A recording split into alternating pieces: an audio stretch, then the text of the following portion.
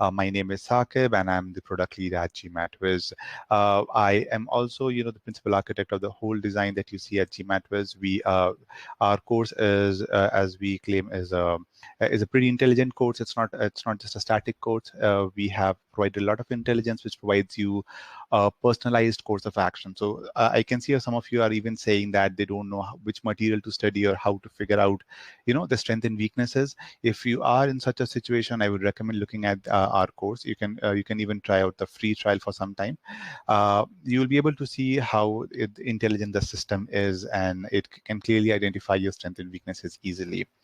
Apart from this, I've been in this industry for a long time. It's like close to 11 years now, I would say, and I like teaching quant too. So apart from building products, apart from creating good courses, creating an intelligent platform, I like studying quant, taking sessions on quant. In fact, I've taken GMAT myself. I have a Q15 quant, and those of you who are from India, you might be knowing about CAT also, where I have a 99.1. It's almost an equivalent of GMAT exam. Okay, so that's briefly about me. The session would follow the same progression as all our sessions. I would be starting off, I'll jump directly into the main part. The way we conduct sessions is we take up questions, we give you some time to solve the question, and post that I get into the explanation of the question. Don't think of it as a typical Q&A, by the way, where you are just solving questions. The questions that I've chosen are very specific. They have a learning. Each and every question that I've chosen has some learning or the other, and it's basically related to the art of picking numbers only. So you will get a lot of benefit out of it.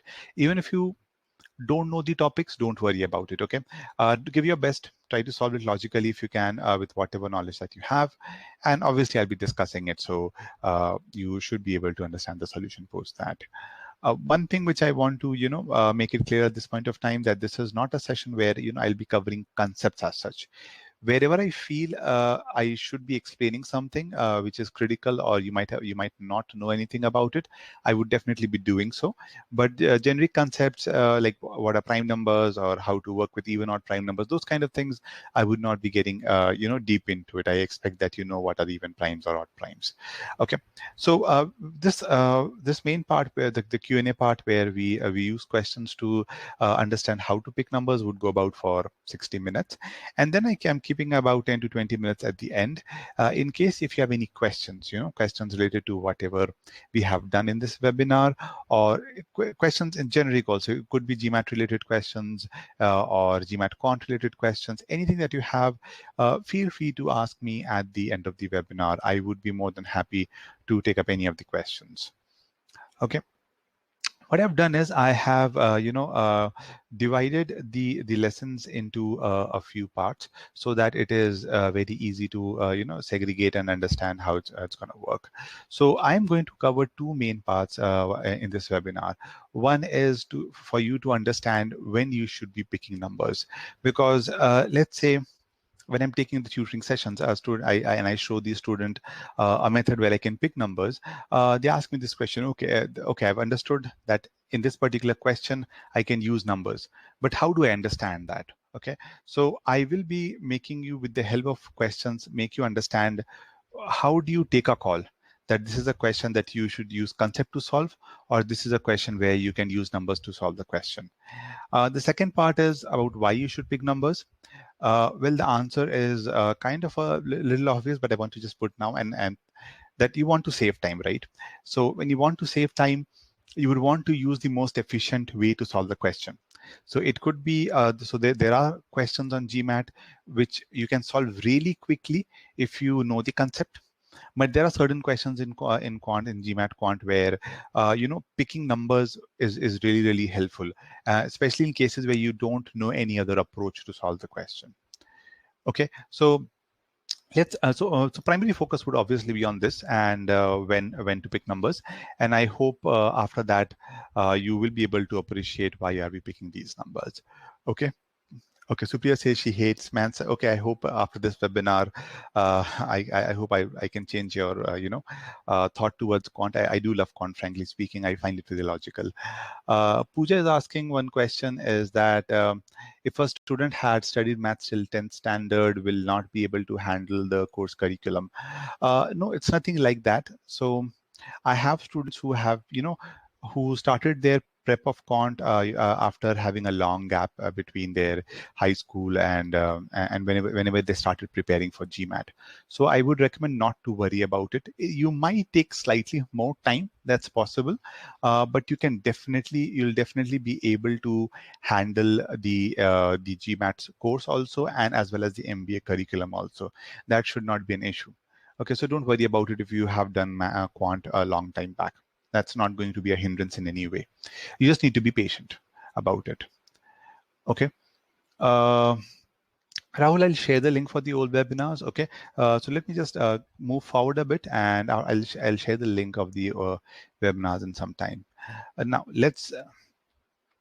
let's talk about a bit about when you should pick numbers. Okay. Now, what I've done is I've divided the when to pick numbers in 4 scenarios. The first scenario is the concept base. So there are certain concepts, like for example, I was talking about primes, right? So if you know what numbers to pick, if the numbers are limited, like for example, I know prime numbers are not limited, but it's easy to segregate primes into even and odd primes. So if you can use concepts like this, where checking one even prime, one odd prime might help you get the answer. So there are some concept-based questions where just picking up numbers of different categories might help you understand what the answer would be. So I'm going to show you certain questions based on this. The second, and I say my most favorite and most frequently used, is when I'm dealing with a question which are based on word problems, especially percentages and ratios. This is one of the most frequently used concept or place where you would see the use of picking numbers. And I'm also going to give you some really good examples where it will be very easy to understand why are we picking a number here, and very clearly you would be able to understand, okay, this is a percentage question where I can definitely use numbers. I'll share some tips on that also. The third is when you're dealing with questions, on based on exponents, like x cube is greater than x square, those kind of questions, where sometimes people are not really comfortable applying quadratic inequality concept. In such cases also, you can apply a number line methodology to solve the question. And again, I have examples for these also, so that you clearly understand how to apply it. Okay, this is also very important, I would say, a category. This is a category where I want to show picking up numbers blindly. So I've seen people choosing numbers randomly. Okay, picking randomly will not help at all. Okay, and I have a particular question where unless and until you don't do pre-analysis, if you're not doing an analysis and you're directly jumping into taking numbers, you would have a hard time solving the question. Okay, so based on my experience, if you understand these 4 scenarios properly and you're able to identify them, you can save a lot of time in such questions. Okay. One last thing which I want to add before we start solving questions. Whatever questions that I have given in this webinar that I've chosen, they can be solved using picking numbers also. Okay, and they can also be solved using the concept. Okay, the conceptual knowledge, basically the direct concept, by using inferences and actual concepts that are there. So keep in mind that both of these are possible. Since the purpose of this webinar is to help you show how to pick numbers, I would be primarily focused. In fact, my whole webinar, solutions would be focused on how to pick numbers. I would not be focusing on this. Okay, so if you are solving it using a conceptual way, you're more than welcome to do so. Okay, but my purpose here is to show you, let's say you don't know this, or you've forgotten this, or you are not being able to solve, how can picking numbers can still help you get the answer. Okay, so I've been doing a monologue for a long time. Please let me know if this is clear or not. Let me add a poll here quickly. Give me one sec.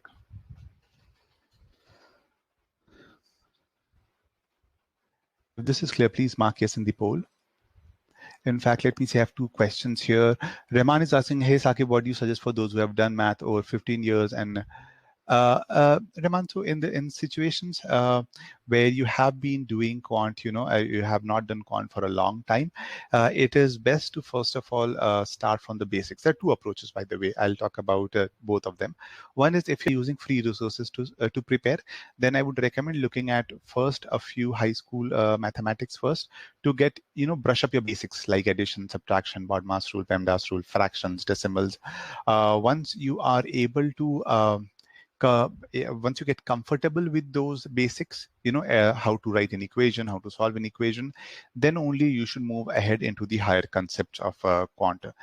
The other way is to the easy and faster way if you want to prepare quickly is to buy a course like for example, and I'm taking the example of GMATWiz in this case, is that in GMATWiz what we do is in our quant course we do not expect you to know everything, so we start from the basics. So we start from numbers, classifications, fractions, decimals. Once your basics are clear, then only we move on to the more difficult topics. Okay, so it's up to you what route you want to choose. If you're choosing a route where you don't want, you want to use free resources, starting from really high school quant would help. Otherwise, if you're using a course, most of the courses do have the basics also in their part of the curriculum. So you should definitely start from there before picking up higher concepts. I'm going to take just one more question. By the way, all remaining questions I would request you to hold off till the end of the webinar. I'll be more than happy to answer.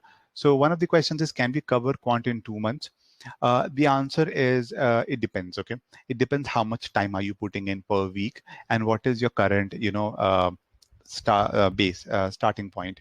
So if you're somebody who has if you who can put only say 5 to 10 weeks, sorry, 5 to 10 hours in a week, then that's less. And completing the course in completing quant in 2 months might be difficult. If you have, let's say, 20 hours per week, then maybe it might still be realistic. Okay, so it depends, and also it depends on, as I told you, your initial stage. What's your initial? At what point are you in this? At this point of time, are you at a Q40? Are you at a Q39? Are you at a Q47? Depending on that. The amount of time it might change, but usually in my experience I've seen people, if they are able to put 15 to 20 hours per week, are able to complete it within 2 to 3 months. Okay. Madhav, I did see your query. Actually, that's a slightly generic query, and I would need to know more information, to be able to answer that. That's why I was holding off to that query. If you really want the answer now, let me just move ahead, give a question, and then maybe I'll take up your question. Okay, both your question, Anubhav and Madhav, they're slightly generic. So I would want to. If I have to talk about all scenarios, it may take some time. So I don't want to digress at this point of time from the main session. Okay, so let's look at these 4 scenarios. Believe me, all of these are going to help you reach a Q50. Most of the people who are not able to solve question within 2 minutes or are stuck at a 45, 46 is because they end up taking a lot of time solving questions, or they fall for a trap, or they don't know when to use numbers, when to use methodical way to solve question. So let's take this up. Let's try a few questions, and in the middle, while solving some questions, I'll take up your the question that you have asked. Okay, guys, let's get started. So I'll start off with the first type, which is standard number concept question. Again, I'm reiterating the process. I'll give you the question. I'll add a poll. Okay, I would request you to mark your answer in that poll. Do not put your answer in the chat box. If you do that, I'm going to delete it. I don't want people to get biased with the answer. Okay, if you're not able, for some reason, not being able to put your answer in the poll, send me a private chat telling your answer. I'd be more than happy to look at it. I'll be giving you about 2.5 minutes to solve the question. The moment I feel I have sufficient responses, I'm going to end the poll and I'm going to discuss how to solve that particular question. Okay, so I hope this is perfectly clear. And so guys, let's jump into the first question. This is a 600, 650 level question. I'm starting off with an easy one, and then slowly, gradually, we'll increase the difficulty level. And I'm adding the poll in just a minute.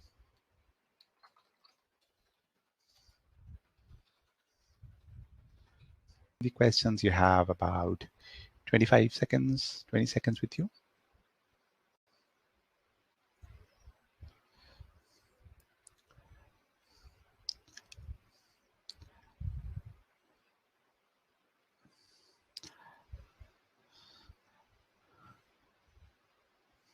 I would say take your time, okay? Take your time while solving the question. Surprisingly, the accuracy is slightly on the lower end in this question. I had expected a slightly more number of people to get this one correct. But that's okay. 10 seconds more, guys. So those of you who want to put in the response, please do so. And I would encourage all of you to put it, guys. Please get into the habit of marking some answer. In GMAT, there's no option of not marking an answer. So I would request all of you to do it. Okay, I am ending the poll now. So what do you think of the difficulty level? I know I did say that this is a 600, 650 level, but what's your opinion? What's your take on this? The confusion I see is between A and D, I would say. 35% of you marked the answer as A and 29% of you think that should be D. Even I have about 17% of you think that all three of them can be true. So what do you think of this? Okay, easy. Yes, 600, 650. Okay. Okay, let's start off with the question. Let's see how can we pick numbers. Again, my assumption here is that the only thing that you know is the nature of prime numbers. Okay, so I'm assuming you don't know anything else. You know that prime numbers are basically 2, 3, 5, 7, blah blah blah blah. That is the only thing that you know, nothing else. So if you see, and I've seen people get slightly nervous when they look at variables. So if you fall in that category, that's totally okay. You know your numbers. The question is asking, one thing which I want to highlight here is that it's asking which of the following must be true. So when I say must be true, it means that it must be true in all scenarios. So even if I get one case where it is not true, I can pause and I can say that that statement is not correct. Okay. Now, whenever you solve questions on prime numbers, and this is very important because a lot of students say, I don't know how to approach or how should I go about doing questions. Generally, prime number questions would either test you on the nature. When I say nature, I mean even odd nature. Okay. Or the second type of question that you would find in prime numbers would be related to factors. Okay, how many factors does 10 have, 5 have, or how to find the total factors, those kind of questions. So whenever you look at a question, you should start thinking from both perspectives. You might start thinking from even odd, and if the question directly talks about factors, then you can start looking from the factors point of view. But usually there aren't any other variations in these two, in my opinion. Okay, so now there's nothing mentioned about factors, so you can say, okay, let's start off by looking at even prime. So 2 is the only even prime number, and the rest of the prime numbers that are there, they are all odd. Since I don't know how to approach or simplify, I would look at the first statement. I see it's given that p square minus p is divisible by 2. I need to figure out whether this is true or not. So what I'm going to do is I'm going to first put the value of p as 2, an even number, okay, even prime. 2 square minus 2, which is 4 minus 2, which is 2. And I know this 2 is divisible by 2. So I can say, yeah, if it's an even prime, then it is definitely true. Okay. Then I would take a case of odd. And I can take any odd, doesn't matter. So let's say if I take 3 for the sake of simplicity, I get 9 minus 3, which is 6. And 6 is also divisible by 2. So at this point of time, you can see, hey, for odd, I'm also getting true. For even also, I'm getting true. So this looks like that this must be true. So you keep this as true, and then you move on to the next statement. Okay, so the next statement is p square minus 1 times p plus 3 is divisible by 6. Follow the same methodology, okay? Start off with, again, put even prime. Put 2 here. 2 square minus 1, 2 plus 3, which is 4 minus 1, which is 3 times 5. And you can see 15 is not divisible by 6. Since it is not divisible by 6, you're getting a false. So you don't need to go any further. You can stop. You can say, since I'm not getting divisible by 6, this cannot be true. And you jump directly to the third one. By this time, by the way, you can eliminate options also if you want to. If you're using elimination to solve the question, you can eliminate B, D, and F. In fact, 1 was true, so you can mark your answer as A and move on. But just, for the sake of solving the question, I'm showing you the third case also. I'm again going to put 2 first and see what's going to happen. Oops, this is 9, my bad. So 4 minus 1, which is 3, multiplied by minus 5. Now again, minus 15 is also not divisible by 16. This is also false. So you cancel everything and you say option A is your correct answer. So notice that if you there are conceptual way to solve this question. By the way, you could make you can draw certain inferences also to solve this question. But let's just say if you don't know this, you don't know what inferences to draw, you can clearly use this methodology of even and odd primes, plug in values, and check which one is the correct answer. And you can see it did not take a lot of time. So please let me know if this is clear or not. If this is clear, please mark yes. So whenever you're stuck with a prime question and or a must be true kind of question, you can always use this, employ this methodology to get the answer. Just even prime, odd prime, plug it in, and it's okay. Okay, I can see it's clear to everyone, which is great. So let's move on to the next question, guys. By the way, if you are, if you want to learn about prime numbers, we have this in a free trial also. Okay, so if you want to go through all the different kind of how to solve even prime questions, odd prime questions, how to solve factor questions, we have discussed all of this elaborately in 3 video lessons. And there are about 4 quizzes to 5 quizzes apart from the diagnostic, which you can test yourself on. And this is completely free. So if you want to learn more about prime numbers, I would say you should definitely look at this. Okay. Yes, Anubhav, minus 16 by 16, there's no remainder, so we could have said that it is divisible. Okay. Now, let's come to the next question, where again, we are going to use conceptual knowledge to solve the question. Take your time. This is slightly tricky, so I am going to give you about 3 minutes to do this one. Supriya, all you need to do is go to gmatwiz.com. Okay, and there will be an option to sign up for free. In fact, let me share the direct link with you. So once you go to gmatwiz.com, on top right, you'll say sign up for free. I am sharing the direct link for that also.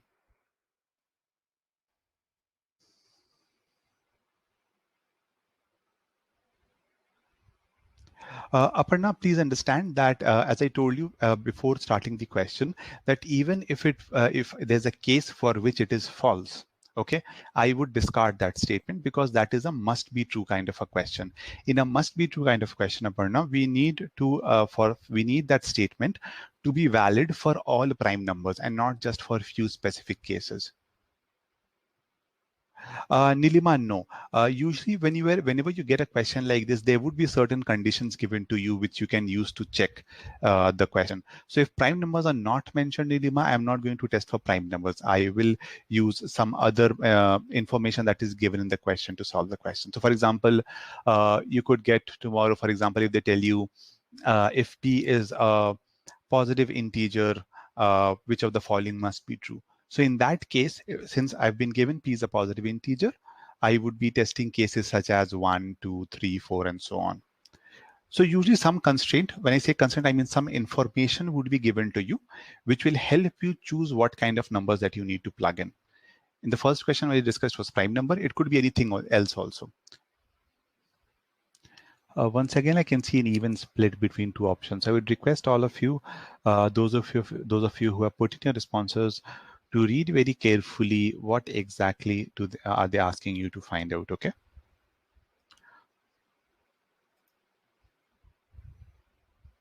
Okay, I'm going to end the poll now. So interesting response.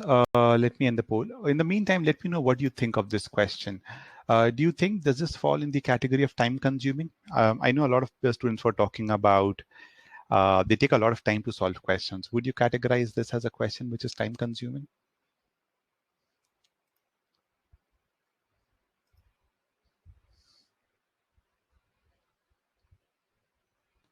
Utkarsh, this is a 700 level question.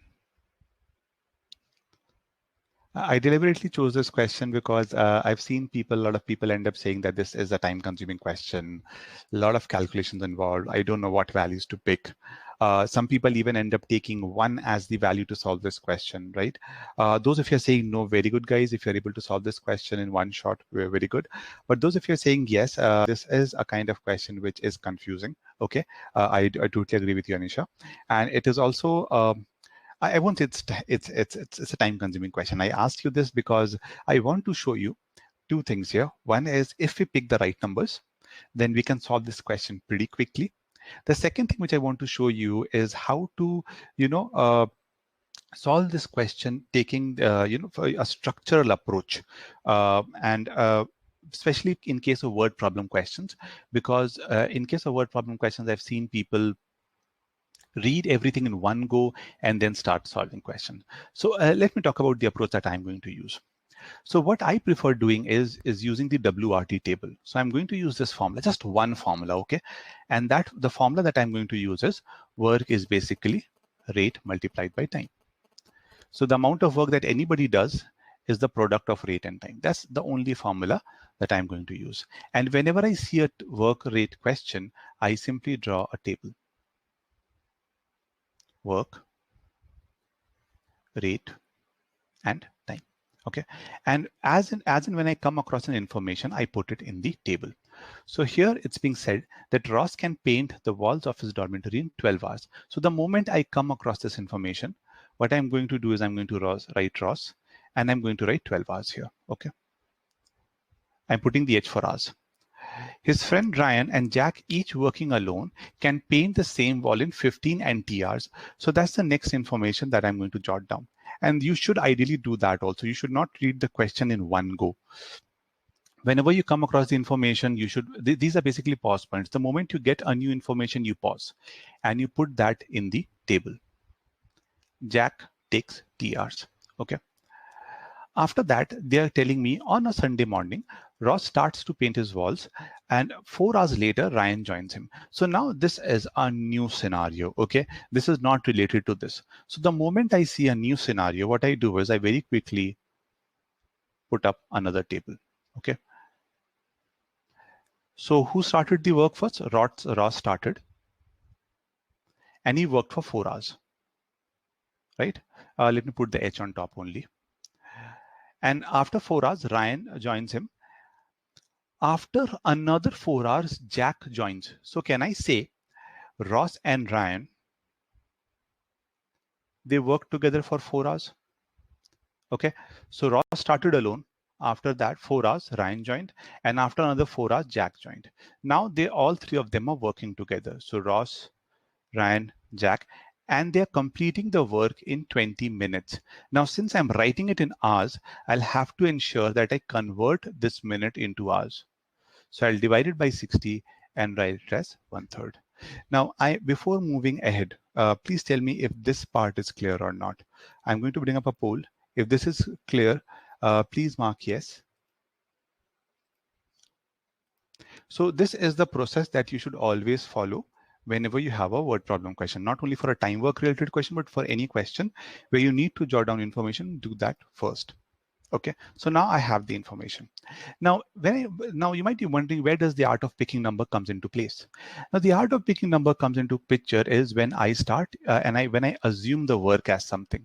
So most people assume the work as one unit and start solving the question, which in my opinion is very, lengthy. What you should ideally do is you should take up the values that are given to you and find their LCM.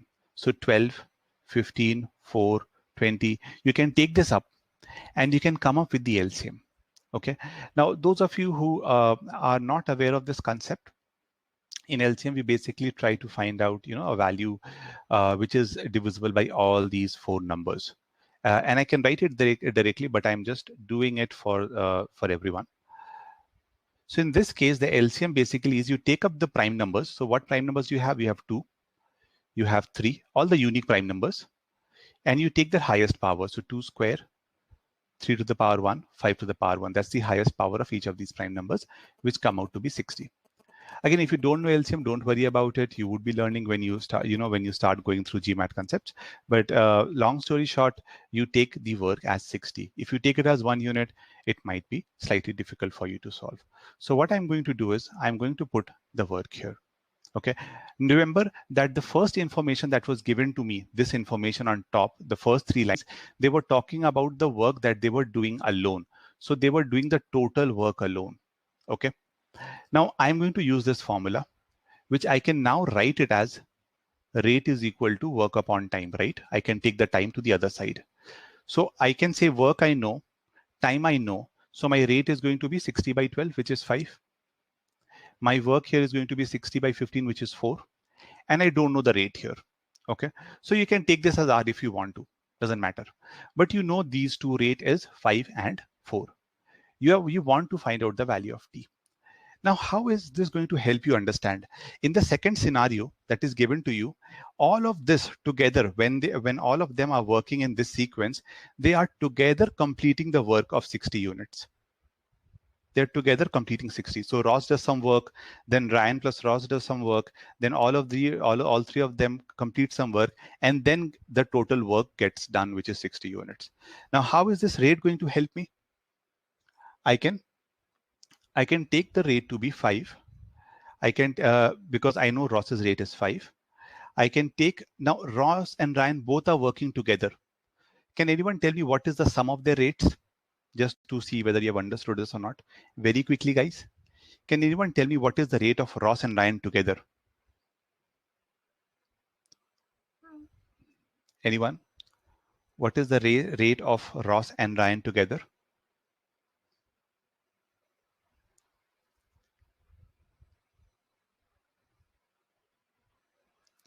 9, right? 5 plus 4, 9. They're working together. Rates can be added. So it's 9. Okay. And all of these are working together. So 9 plus R. Okay. Now, can I say the work done by Ross, which is how much? 5 into 4, 20. Okay. The work done by Ross and Ryan, 9 into 4, 36. And the work done here, which is, I'm running out of space, but you get the point. 9 plus R times 1 by 3. The sum of all this, 20 plus 30 plus 9 plus R times 1 by 3 is equal to 60.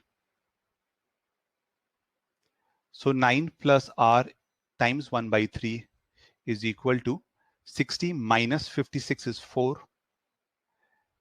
You can take the 3 to the other side, is equal to 12, or R is equal to 3. So now you have your R. To find T, to find the time for Jack, you need the work which you know, but you needed the rate. The rate was missing. Now you know it's 3. So you can plug it here and get your answer as 20 hours. So your answer is going to be option D. Again, I'll pause here. I know I've said a lot of things. Take a look at it. Please let me know if there's anything which you haven't understood. I'm again bringing up the yes and no poll. Please feel free to ask any question that you may have. Again, I'm reiterating the process very briefly. You needed the time, okay? You needed to find T, but you did not have the rate R. So what you wanted was to find the time of Jack. You needed the work, and you needed the rate. We have already found the rate to be work to be 60. So all we needed was the rate. Okay. Simi have asked this question, and I can see there's another question down regarding the number. By the way, guys, you could take any of the two numbers also. That's not a problem. Okay, you could have taken 12 and 15 also. You could have taken 12, 15, 4. In general, what we do is to be on the safe side, we take up all the numbers that are present in the question stem and find their LCM. Frankly, when you're reading the question, you might not know what numbers would cancel, what numbers would not cancel. Okay, so in such scenarios, what we do is we take up the LCM of all the numbers. Okay, that's the long story short reason behind taking everything. Now, Arab is saying this would definitely take more than 2 minutes on the test. How would we go? Okay, this is a question which everybody asks me in the webinar. Guys, understand this is a 7 level question, right? I mentioned this in the starting. That this is 700 level. Is it time consuming? My answer would still be no. I don't think it is time consuming, because because you need to write it in this way to get the answer quickly. If you are not making the table, I've seen people write data like this. I'm just showing you. They'll write 60 here. They'll write the data for Ross at one place. They'll write the data for Ryan at some other place. You get the point, right? So if you scatter your information at 10 places, then it's going to take a lot of time to solve the question. Okay, when I say a lot of time, it might take you even 3 to 5 minutes to solve this question. Okay. Now, will it take exactly 2 minutes to solve this question? I do agree that it might take you slightly more. It might take you 2.5, maybe 3 minutes also to solve this question. So keep in mind, in GMAT, you don't have to solve each and every question in 2 minutes. That is something that you have to be very clear. Okay, you would be getting some questions which would belong in 600 category. You would get some questions which belong in 650 level. Some would be maybe subpar also. You would have some questions in 700 level also. Now, whenever you're solving medium level, easy to medium level questions, at these places, you do end up saving some time. This is a very important strategy. Everyone thinks that I have to solve each question in 2 minutes. That's a wrong strategy. You need to understand that in these questions, you would be spending about 1.1 to 1.5 minutes to solve this question. So you would be saving, as I told you, saving time here. The time that you save is automatically used for these 700 level difficult questions. So will it take 2.5 minutes? Yes, there is a possibility that it might take 2.5 minutes. From where will you get that extra 30 to 45 seconds? You will get that extra 25 to 30 to 45 seconds in the exam by solving the easy and medium questions more quickly. Okay, I hope that answers your query. Okay. Yes. So to answer your question, do we use this WRT table for all time and work related question? Yes, I use this WRT table to solve all time and related question because the table helps. It helps us structure the information quickly. Okay. So I hope the timing strategy and the structure is clear. I can see somebody's asking, could you explain the LCM and work? This and second table again. See, I'll be very brief so that in the interest of time, the LCM, if you don't know how to find the LCM, please don't worry. When you start learning the LCM GCD concept, you would understand how to find the LCM. The takeaway that you need to take from this question is that in time and work question, you can always take the LCM to solve the question. By the way, I should not add always, that would be a wrong thing. But in most of the questions, you can take the work as the LCM of something and solve the question. Okay, that's point number one. Number two is, whenever you have two scenarios given in the question, it is always best to make two tables. This table I made because this information was individual for each one of them. So I created a table where each one of them, how much time does it take to complete the 60 work. The second table which I made, Pulkit, is where all of them are working, breaking the work. Ross works for 4 hours, Ryan and Ross work for 4 hours, and then all three of them work for 20 minutes. The main crux that you need to keep in mind is that combining together, they are still completing 60 units of work only. Okay. So you just figure out individually how much they are doing. When Ross was working alone, how much they are doing. And I'm using the same formula, guys. 5 into 4, rate multiplied by time gives me 20 units. Rate multiplied by time gives me 36 units. So by the time 8 hours were gone, Ross, Ryan together individually completed 56 units of work. This was done, completed. So what was left was 4 units only. And this 4 units was being done by all three of them. I did not know the rate of Jack, so I took it as R. So 5 plus 4 plus R. So I'm adding these three numbers, 5, 4, and R, which gives me 9 plus R. And I'm again multiplying it by time, saying that the remaining 4 units must be done by all three of them. Okay. I hope this is clear. Okay, Igal is asking why W is 60. W is 60 because I'm taking the LCM of those numbers. Now, if your question is why are we taking the LCM, that's a very good question. When you go through the time and work video lessons, okay, what you realize is that in such questions, the work automatically at the end of the day gets cancelled out. Okay, even if you solve this question taking a variable, say X, you would still get the answer. If you take it as 500, you would still get the answer. So since we have already discovered this fact that in questions like these, the value of the work does not play an active role, that is why we take a number which is easily cancelable, which we can cancel. Okay, so for example, I know we can cancel 60 by 12, 60 by 15. That is why we decided to take the work as 60. Okay. Because 15, 12, 4, and 20, these are the numbers that are given in the question stem. So if you look at the question, I know I've scribbled a lot, but if you notice the question 12, 15, 4, 20, these are the numbers that were there in the question stem. So we are taking the LCM of these. Why we take the LCM? Because once we have that number, which is 60 in this case, 60 is divisible by all of them. Okay. Shiva, if you want to stick to the the methodology of taking one unit and framing the equation, feel free to do it. That's not a problem. If you are comfortable with doing calculations, like I don't prefer doing it. I frankly hate fractions. Wherever I see it, I try to convert it. Okay. Anisha, yes, that's the reason. Okay, so guys, if you have any more questions, please put it in, and I will, answer them. Once again, this is not in the free trial, but if you like the way we are teaching, and if you want to explore more in our paid courses, then you can look at the time and work video lesson in our paid courses also, where we are teaching everything using the table method very clearly. So, and this is the most efficient way to solve such questions. Okay. Um, and if you're liking the way I'm teaching, and if you want to learn all these methodologies, and if you like this webinar also so far, then I would like to let you know, make an announcement, and it'll take a minute to do that. Is that we are launching our crash course, which is like webinar sessions, and we are going to conduct 25 webinars in this crash course. Okay, and you will obviously get access to our internal portal also. Now, what is unique about this? The unique thing about these crash courses are these are like live classes. Okay, these live classes have very limited number of students. So currently the session that I'm attending, we have 100 plus attendees, but the sessions that we do out here, these live classes will not have more than 50 to 20 people in a batch. And that is like them talking about the maximum. Most of the batches we keep till 10, 15 only. And in those classes, they are more structured, by the way, because these 25 webinars have been divided into different topics. So we have done two questions. I did one from primes, I did one from time and work, right? So I'll be doing a mixed bag in these free webinars.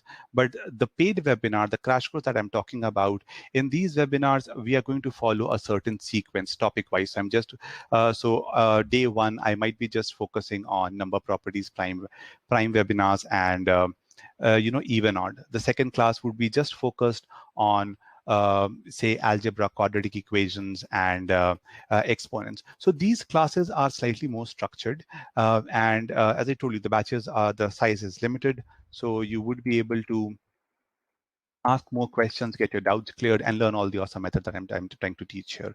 Okay, so I've shared the link of the crash course.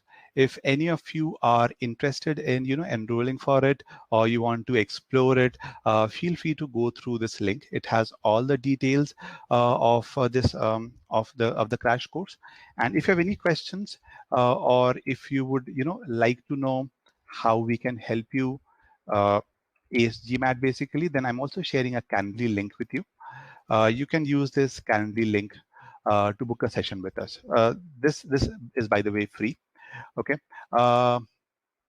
This Calendly link you can use to book a session, and you can discuss your case with us, how you're preparing at this point of time, and how can GMAT help you ace GMAT. So you can book a session using this Calendly link. Okay, Anisha, you can. So we have international payments also. You can just enroll through it through our website only. That should not be a problem. And just in case if you face a problem, you can write to us also at support@gmatwiz.com. I'm sharing the email ID. So that's the little announcement that I wanted to make, guys. If you have any questions regarding it, again, ask me. You can ask me at the end of the webinar. Okay. Now let's get back to solving questions. Here's the third one, and it's a very interesting question, and in fact, one of my favorite questions, guys. So without wasting any more time, let's get into the third one.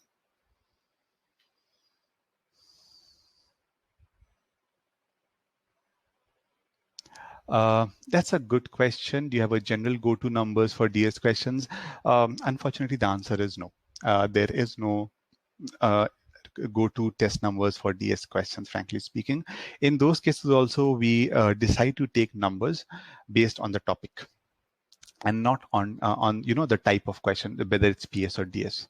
Okay, so let's say, for example, and frankly speaking, in DS questions, if you ask me, my personal opinion, I would say try to avoid taking numbers as much as possible. So you must have noticed I'm giving you most of the questions that I'm giving you here are PS questions. The reason I'm doing that is because in PS questions, you have 5 options. You know something or the other would click. Even if you're taking numbers, there's a very good chance if you know when to plug in numbers, you'll get an answer. In DS, there's always a risk, of marking the answer as C, while the answer might be E. And you're marking C because you took some numbers and you are getting some answer. Okay. So I hope you get the point why we generally try to avoid using numbers in DS questions.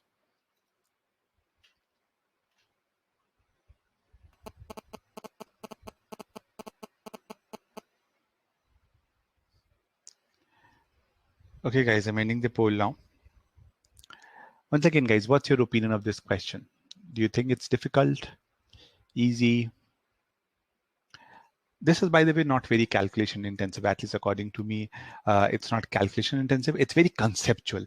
A lot of inference needs to be drawn in this case to get the correct answer. Let me end the poll. Yeah.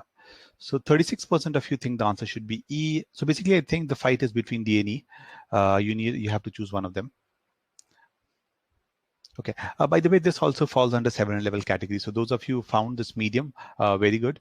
But this is again a 700 level question. And frankly, this is a question which is quite, this type basically is quite frequently tested in the exam also. Okay. So let me give you a brief idea about the concept that we are using here. The first concept that we are going to use to solve this question is regarding the average. Average is basically, I'm sure most of you know, is the sum of all the numbers divided by the number of terms, okay? So in this case, since I'm given that the average of 7 integers is 89, I'll pause here and I'll write average is 89. This is equal to sum of the numbers divided by total number of terms, which is 7. So I can say my sum is equal to 89 times 7. I'll pause here. I'll move on. I'll not solve it. I'll move ahead and read ahead and see what else is given. They're telling me that the median is 105. Okay, so if the median is 105 and there are 7 numbers, so you're going to write it like this. And let me use a space here, 3, 4, 5, 6, 7. Now, as far as median is concerned, the median is basically the middle number. Okay, and I'm saying middle number in the sense that there could be 2 cases. I'm not going too deep into it, but it depends on the number of terms, by the way. Okay, if the number of terms are say odd, then the median is basically n by n plus 1 by 2th term. Okay, so what I mean by that is, like in this case, how many? What is n? N is 7. This is odd, right? So if I want to find out which number is my median, all I'm going to do is find out 7 plus 1 by 2, which gives me 8 by 2, which is 4. So I'll say my 4th term is my median. Now, which is my 4th term? The 4th term is this one. So I'll say this is 105. Okay. In case of median, also remember one fact, if you're not aware, that we find out the median by first arranging the terms. Okay. And I'm going to the next slide to give you an example. I'll come back to this slide. Okay. So let's say I've been given number like 5, 3, 1, 2, 10, something like this. And I want to find out the median of these 5 terms. The first step is basically arranging them. So either ascending or descending does not matter, but you arrange them first. Okay. Then you find out which term is the median. So I gave you the formula n plus 1 by 2th term. There are 5 terms. So 5 plus 1 by 2. So your 3rd term is your median. Your 3rd term coincidentally is 3 in this case. So you'll say 3 is your median. Okay.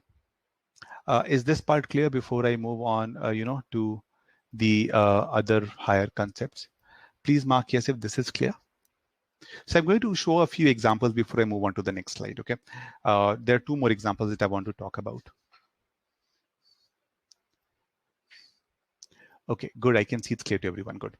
Now understand, guys, same 5 number. Okay, I'm keeping the number of terms as 5 only. Okay, but you could get a case like this also. And by the way, one small thing before I move on to the next case. Notice all the numbers which are above the median, they are greater than the median. That means their value is greater than the median. Notice here, all the values that are below the median, that the value is less than the median. Okay. However, you could have a case like this also. Okay. What would be the median in this case? The median is still the 3rd term because there are still 5 terms. So notice in this case, the median is 3. But there is a term below it that is equal to the median also. So there could be a scenario where the value that is below the median is actually equal to the median. And the same thing can happen here also. So I can replace this also by 3. So if tomorrow I'm given a set of numbers like this, 3, 1, 3, 10, 3, the moment I arrange it and try to find the median, I'll find 3 as my median. And notice there are terms which are greater than the median, and there are terms which are equal to the median. So in short, the inference and the learning that you should have is terms above the median, I'm writing it very short, they could be greater than or equal to the median. And terms which are below the median, they could be less than or equal to the median, as shown in this example. Okay. Is this part clear? Again, I'm going to use the yes and no poll quite frequently here because this is a slightly difficult question. So let me know if this is clear, guys. Any value which is above the median could be either greater or could be equal. Any value which is below the median could again be either less or equal. Okay, I can see you're saying yes, which is good, guys. So with this learning in mind, okay, with this in mind, let's move to the main question now. So I have read till here. Now let's go to the third part. If the largest integer is 20 more than thrice the smallest integer, okay. So let me take my smallest integer as say a. Okay. Now they're saying the largest one, the one that is the greatest, is 20 more than thrice the smallest integer. So 3 times 20 more than 3 times the smallest integer. So the value of the largest integer is 3a plus 20, and the smallest is a. I don't know anything else. What else is mentioned? Which of the following can be the maximum possible value of the largest integer? Okay. So I want to find out the maximum possible value. Okay. Now, just one thing to clarify, because I know that I'll get this question at the end. Don't mark the answer by just looking at, by thinking, okay, the largest value that is given here is 164. So let me mark 164. That has to wait. Those of you marked E by thinking, by using that logic, that's not a good logic. Okay. Don't do that. Okay. Not necessarily that the largest value would be the answer. Though in this case, it might be, but don't use this logic to get the answer. Okay. Now, what is, you might ask, what is the art of picking number in this case? Now understand, I want to maximize this. I want the maximum value of the largest integer. Can you tell me, if I want to maximize this, what else should I maximize? What is the, this largest value is dependent on what? Can anyone tell me? This largest value is dependent on what? How can I maximize it?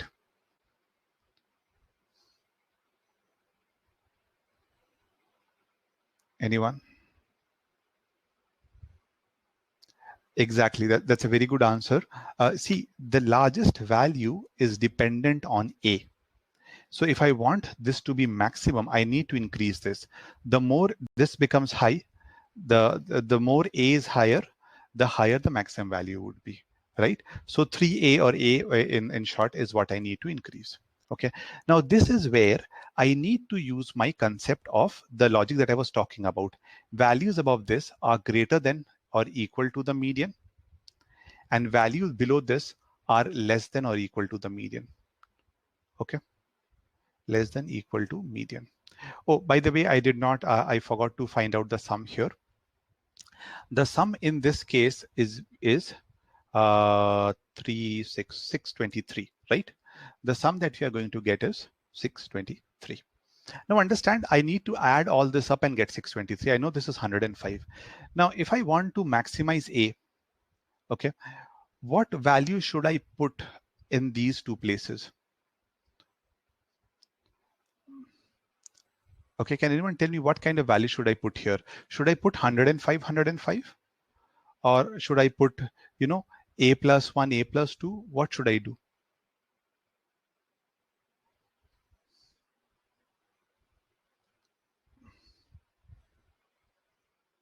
Anyone? Ezra says A, Yogesh says A. Exactly. See, if I want to, Supriya says 105.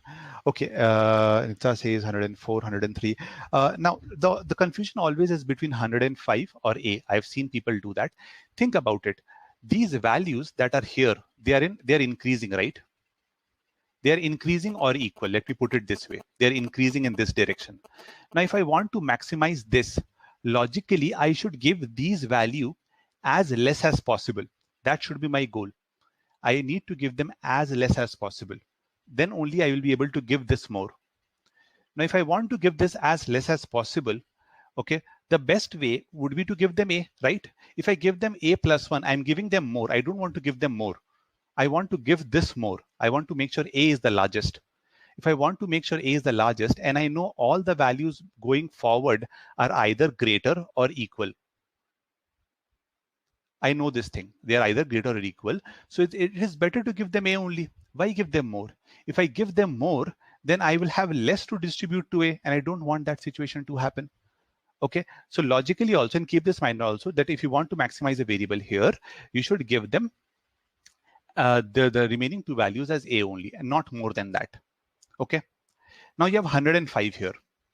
Okay, now you have 105 here. These values that are here, again, think about it.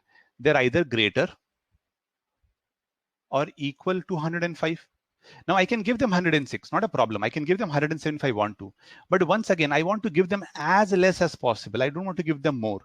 So the best way would be to give them 105 only. I don't want to give them more. Is this part clear? Because this is the most tricky part. After this, so that there's only calculation is left.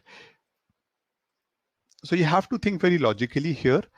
I'm again reiterating it. I want to maximize this value. I want to make this as high as possible. So I need to give these values as less as possible.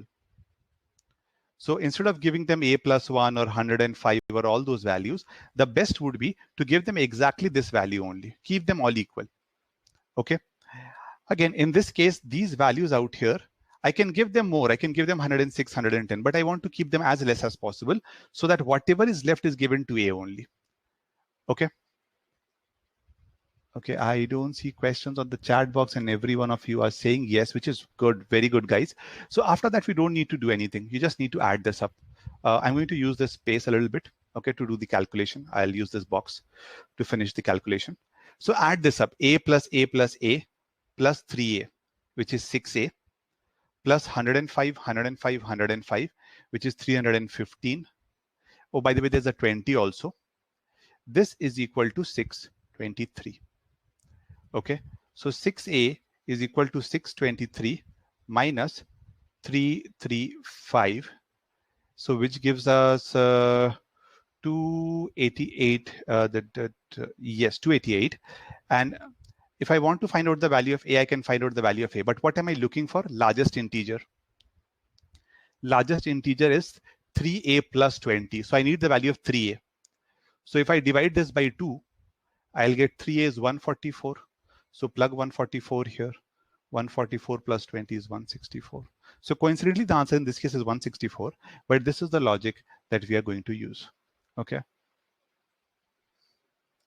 Okay, now I'll look at the chat. Why did you put 6A and not 3A? Oh, I'm adding all the terms now. All 6 terms. A plus A plus A plus 105 plus 105 plus 105 plus 3A plus 20. Okay, so that would give you 6A. There are 6 A's, A, 3A. Is this part clear? Okay, why 6A and not 3A? Abdul Malik, see, maximization part, I'll repeat it. I know it's slightly difficult. Understand, whenever you need to maximize something, and let me give you a very simple example. Say x plus y is equal to 10.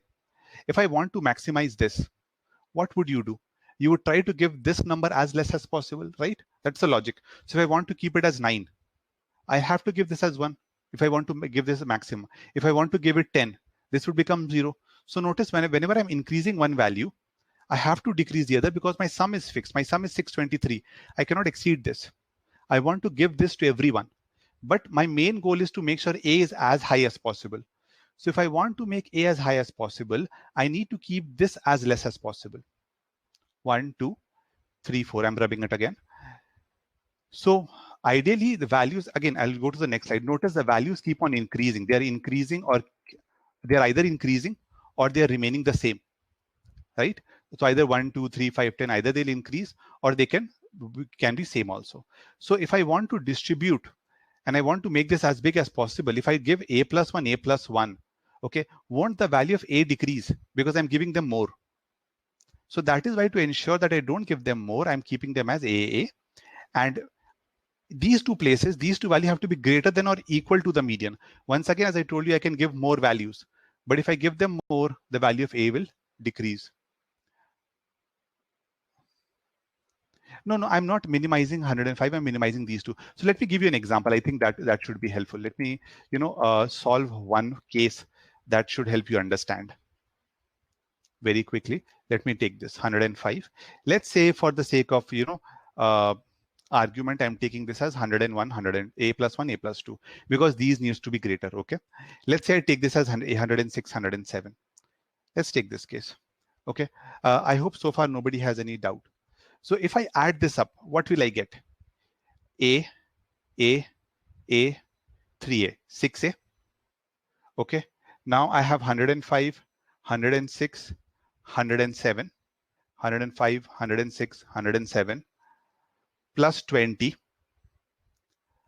plus 1, plus 2. Okay. If I add this up, I'll get 341. So if I add all of this, I'll get this. Okay. This is equal to the sum. How much was the sum? 623. So 6A is equal to 623 minus this, which gives you 282. Okay. And I'm doing this quickly, by the way, just to show you that once you get the value that you would get would be 47. Did you notice the value of A decreased?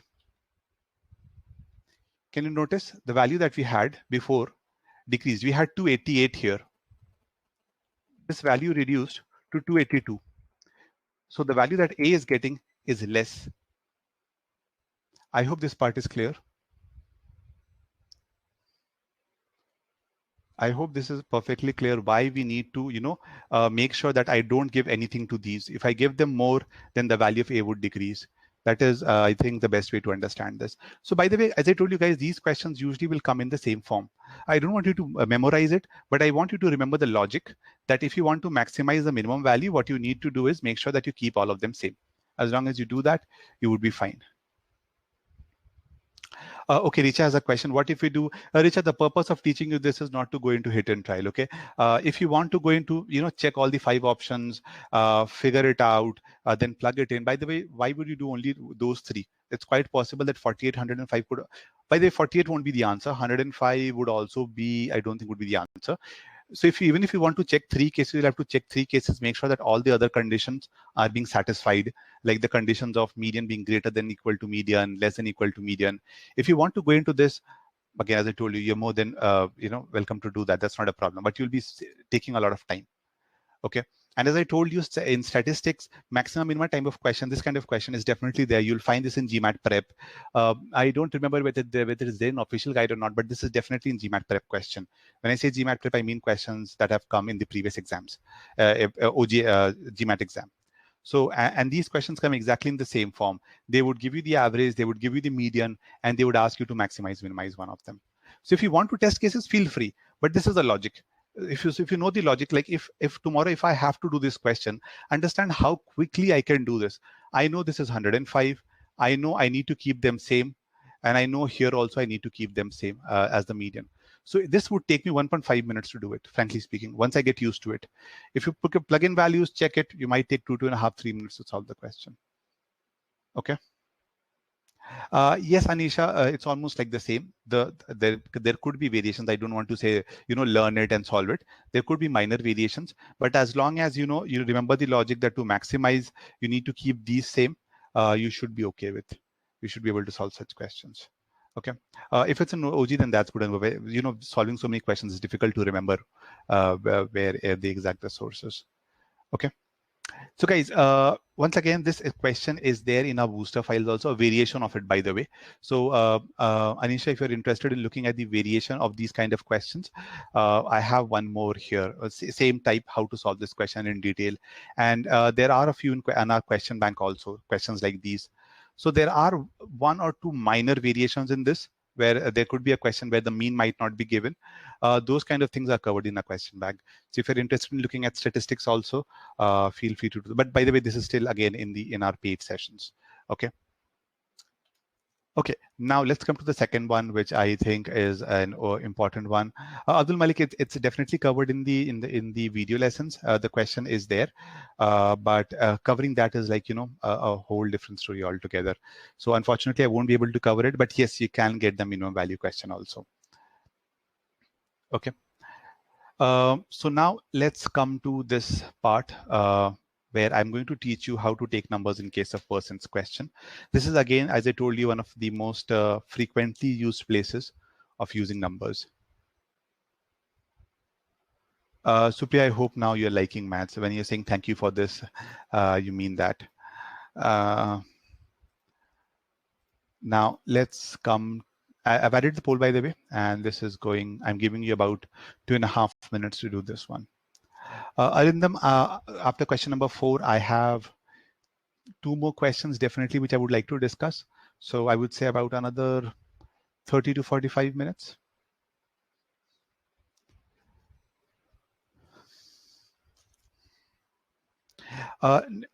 Nilima, Abdul Malik, think about it. If you want to, minimize it, you want to minimize A. And guys, let's pause for a moment. Okay, I'll come back to this question because all of you are asking this. I'll just give you one small hint here to solve this later on. If you want to minimize A, decrease it, you want to give all of this as high as possible. Okay, think about it logically. Now, what is the highest value that I can put here? Highest. Remember, this is less than or equal to median. Highest. Is A the highest or is 105 the highest? Ask yourself logically. Which one is the highest? 105. Nitsa, if they would all have been distinct, then 104 is correct. But if the word distinct is not given, you would prefer to give them as high as possible. And the highest that you can give is 105. Remember, this is the middle value. And I'm saying that all values below it are less than or equal to. So the maximum is 105. So you want to give 105. Here, all values are greater than equal to median. Now ask yourself, you want to maximize this. Out of 105 and 3a plus 20, which one is greater? This one is greater or this one is greater? Which one is greater? 105 or 3a plus 20?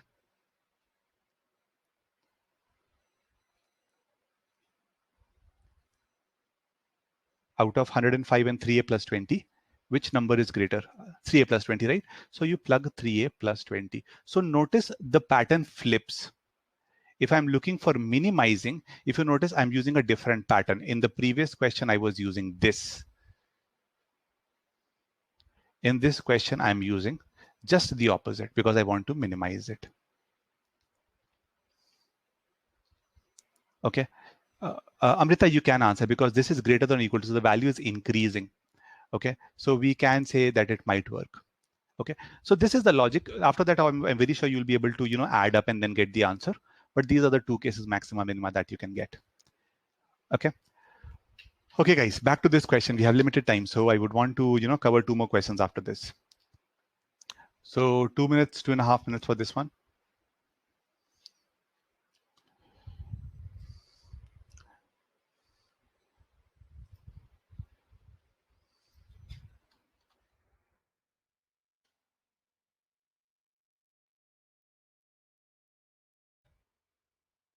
And while you're doing, I would just again would like to remind you that if you're liking this session, I'm sure you would love the crash course. So if you're planning to take the GMAT, you should definitely look at a crash course session. I've shared the link once again. Okay, do look at it. And if you still have some doubts, you want to talk to us before buying anything or taking a call, I'm sharing my Calendly link again. Book a session and let's discuss how we can help you out. Okay.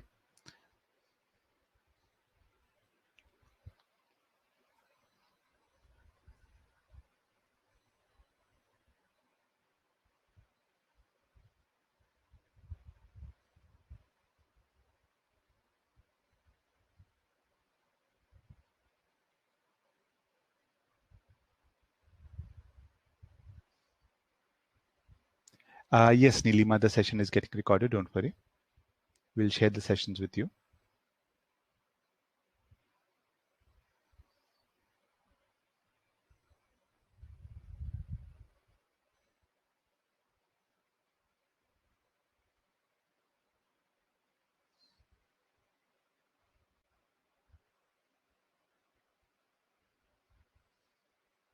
Nilima, we usually mail the link also, but if you want to, watch it later on or at your own convenience, then I'm sharing the YouTube link. I did share it a while back, but I'm sharing it again. We upload our, all the recent webinars on our YouTube channel, so you can use that also. Okay, guys, I'm ending the poll now. 10 seconds more.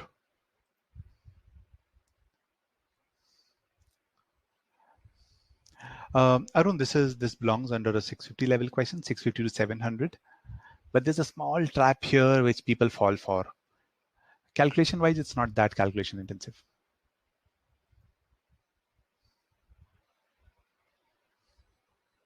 In fact, I think most of you, a good chunk of you have got the correct answer in this case. Okay, I'm ending the poll now.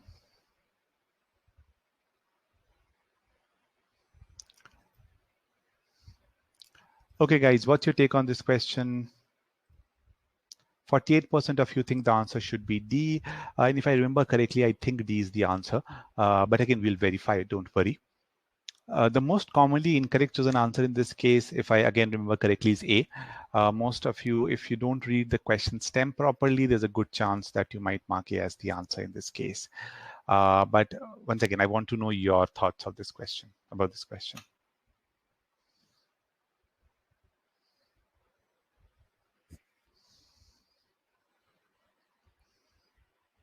Any thoughts? Easy, hard?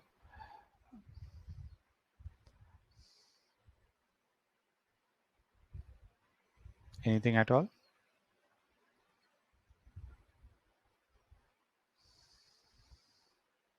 No comments?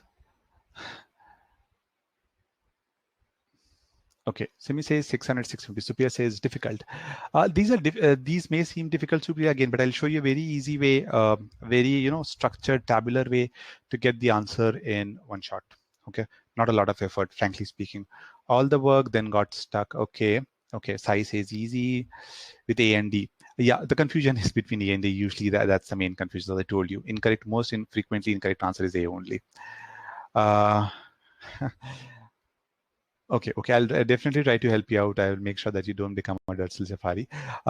Okay. See, guys, first of all, I'll talk about, I told you in percentages, I'm going to talk about how to identify whether you can take numbers or not. In percentages, questions very easy to identify whether you can take numbers or not is by just looking at the question stem and seeing the kind of data that is given to you.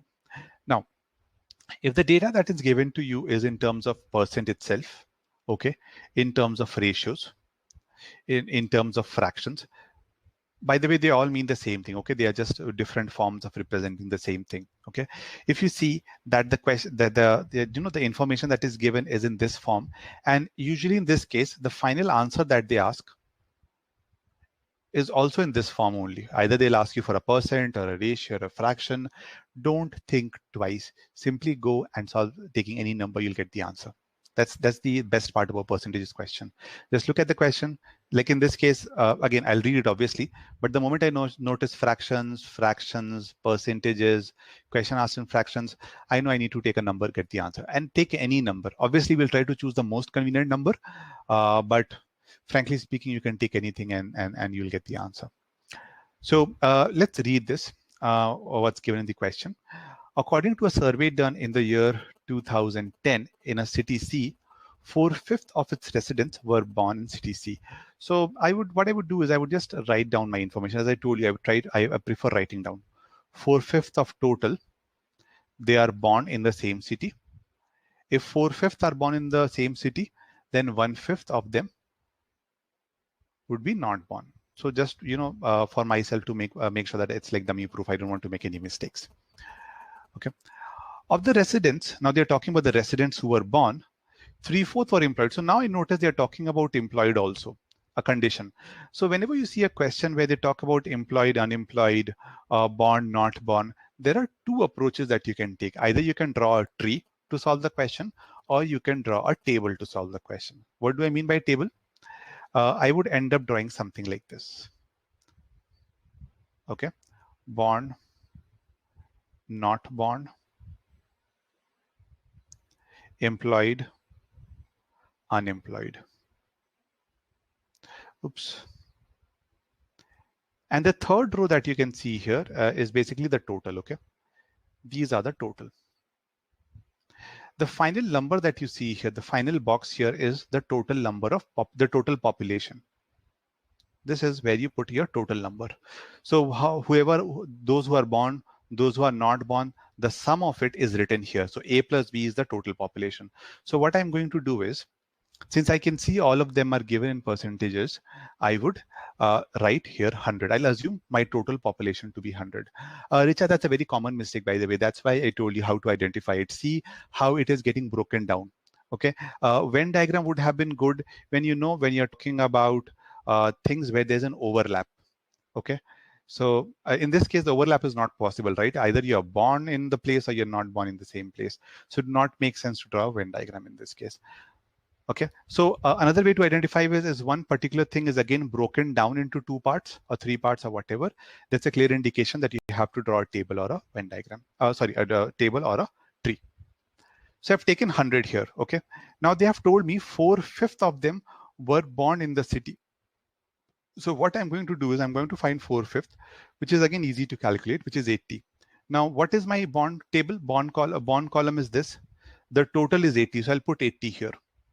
So 80 were born in city C. So obviously the remaining 20 were not born in city C. I hope this part is clear. Okay. Now let's look at the second part. Of those who were born, so now they're talking about 80. Of those who were born in city C, 3/4 were employed. So they're saying 3/4 of 80 were employed, which is 60. So 60 were employed. If 60 were employed and there are total 80 people, that means 20 must have been unemployed. Okay, and I'm going very slowly. If you have any doubts, feel free to ask. Okay, this would be unemployed. So see all the information till here in one table given. I'm rubbing this to make it more neat and clean. Okay, 60. Now notice the third part. If 75% of city C's residents, they're talking about the total. 75% of the total, 75% of the total are employed. What is the employed column? This is the employed row is this. I need to fill in the total. 75% are employed of total. That means total 75 are employed. Now, if 60 are employed, those who are employed are born, and there are total 75 of them who are employed, I can say 15 of them must be here, right? I know my total is 20. 15 are out here. So obviously the remaining 5 must be here. I'll pause here. I'll go to the final calculation. I'll do it. But the table is the main thing. So please let me know if the table is clear or not. Is the table clear, guys? Please let me know if this is clear. See, it's very easy. As you can see, if you just need to be able to look at it properly. You need to understand this is the sum of this and 2. Okay, I can see it's clear to everyone, which is pretty good. If you have any questions, feel free to ask in the chat box, guys. Now, what are they asking? This is where most of you might get confused. A lot of you might end up doing 5 by 100. Okay, this is where you might have made a mistake. Okay, now the question is what fraction? So I'm looking for a fraction. Fraction of what? Fraction of residents who were not born in city C. So they're talking about residents not born. How many were not born? 20 were not born. Out of this, how many were unemployed? So out of 20, how many are unemployed? Okay, what fraction of these people who were born are unemployed? So out of 20, 5 are unemployed. So my fraction is going to be 1 by 4. So my answer is going to be option D. Richa, I'm not saying the 100 number might not work. The 100 number can definitely work. Richa, you can take any value, okay? That's the beauty of these kind of questions. You want to take 400, take it. You want to take 1000, take it. Doesn't matter. The answer at the end of the day would end up being 1 by 4 only. Okay, yeah, and then once you make the table, it's a cakewalk, frankly speaking. You don't have to do a lot. Richa, I hope that answers your query. 100 can definitely work. I'm seeing the final answer. While writing the final answer, what some people do is they find the fraction like this. They take the unemployed as 5, but they divide it by the total value, total population. The question is not asking about the total population. The fraction is with respect to residents who are not born in CTC, and the residents who are not born in CTC are 20. Okay, Richa, I hope that answers your query. Anisha, you have to tell me what part is not clear. That's why I was asking questions at every point of time. So please let me know which part is not clear, because repeating the whole thing is slightly difficult. We have 2 more questions to go through. Hishama, that's not possible. I can show you, doesn't matter. You can take 2000 here. You will get the answer. Doesn't matter. The values that you might have taken there might be some mistake. Take this, solve the first part. 4/5 of them would be 1600 here and 400 here. Okay. 3/4, 75% of here. This is going to be 1200. This is going to be 4. I'm doing it very quickly so you can, cross check Hishma if you want to. But this is what you would get. 75%, which is again, this would be, again, I'm doing very quickly. 500, 1500. See, 100 upon 400 is 1/4. So you will get the answer, believe me. There's no way you cannot. Take 2000, take 20,000. The answer would still be there. Okay, Richa's question is, how do you realize that this is the type of question in which 100 or any number would work? Richa, that is what I said in the starting, that look at how do we identify? That's the thing that I've given here. Notice, look at the question stem. See if in the question stem, the information that is given is in the form of percent ratio fraction. Okay, if it is given in the form of percent ratio fraction, then you can definitely take values to solve the question. Okay, I hope it's clear, Richa. Collins, I'm not sure what you mean. You're talking about the tree diagram. The tree diagram would look similar. Okay, I'll draw the tree, but I won't solve it. But you can do the same thing. You can start with 100 here. You can find the bond. You can find not bond. Okay, employed, unemployed, employed, unemployed. So you have to make a tree like this, and then go about solving it in this way. 80, 20. This is the way you need to solve it. But you will get the answer using the tree diagram also, Collins. That's not a problem. But you have to do it in this way. The only calculation that you might have to do separately is this part, 75%. This calculation you have to do separately. Write it, okay? 75% of 100. So 75 are employed. That's the only calculation which needs to be done separately. Apart from that, each and every calculation can be, now once you have 75 and 60, you can plug in 50 here to get the answer. Okay. So try it out once. I am sure that it should work out. If you still have doubts, feel free to write to me. Right? I'm writing the email ID here. I've shared it before. If you still feel that there's some doubt or you're not getting the answer, please feel free to write at support@gmatwiz.com. I'll definitely respond to it. Not a problem. Okay. Okay, guys. Let's do one question based on this part, which I'm really interested in doing. So let's try out this question number 6.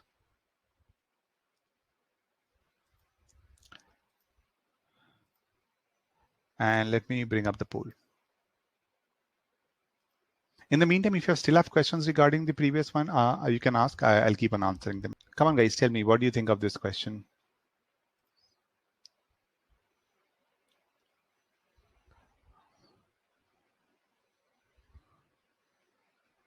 Yes, Simi, it's an adaptive test here.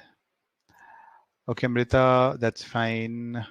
You think the answer is E. Come on, guys, what about the others? What do you think of this question? By the way, it's scattered all over the place, though a lot of you think the answer should be either A or B. But I have even 24% as D also. So I think there is some confusion in this question also for most of you. Okay, no idea about how to go in these questions. Okay.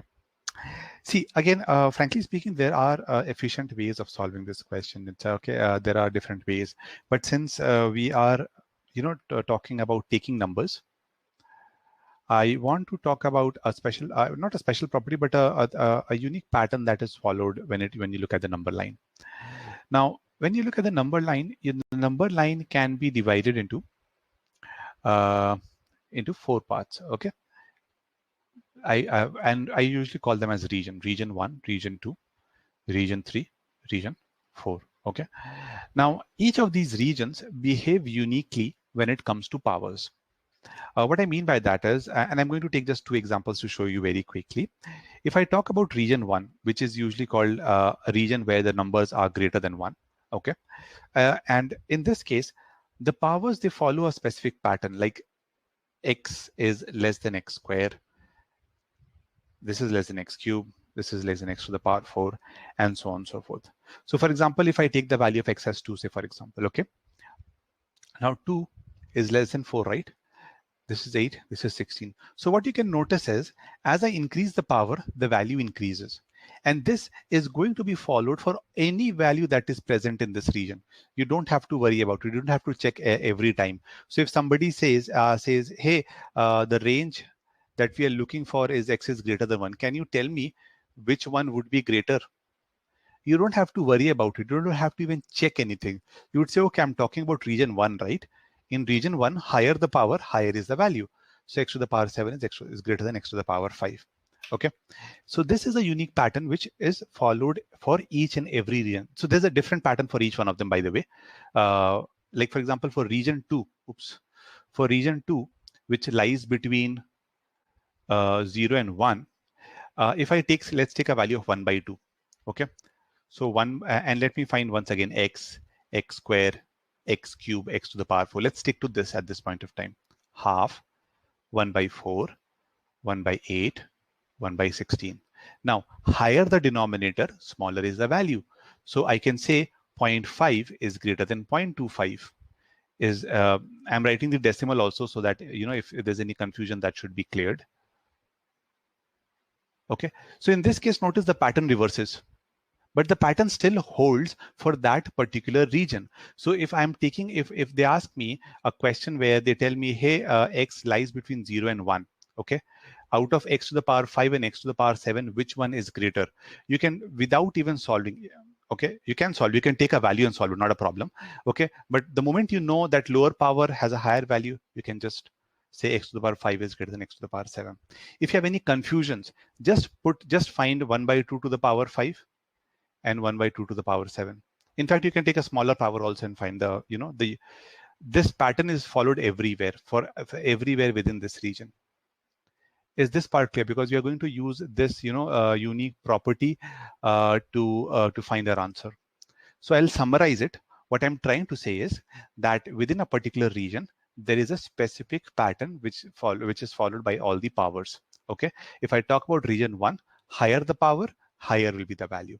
In region 2, higher the power, lower will the value. In the exam, if you get confused, you can always take numbers to check this without worrying about anything, because the pattern is followed universally for any number within that region. Okay, that's a very important thing that you need to keep in mind. Now, how can I solve this question using this, methodology? Notice I've been given, and in fact, I'll make a table again.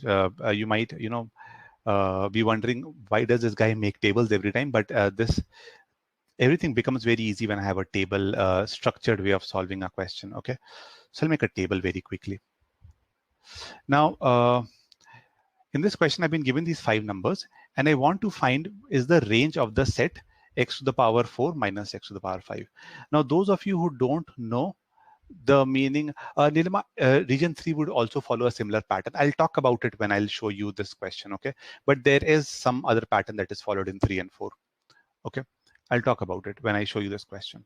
Now, those of you who do not know the meaning of range, what that basically means is, let's say I have a set of number like this, okay? If somebody asks me what is the range simply means take the difference of the highest value and the smallest value. So you simply find 10 minus 1, 9, and you can say the range of this set is 9. That's all. So the meaning of range is highest minus smallest value, the difference of that.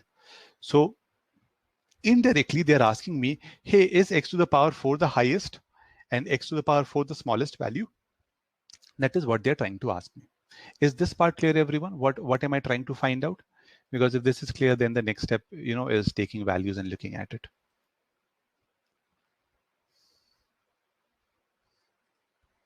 Let me know if this part is clear. So range means highest minus smallest. So this is clear, please mark yes. Now let's come to the first statement.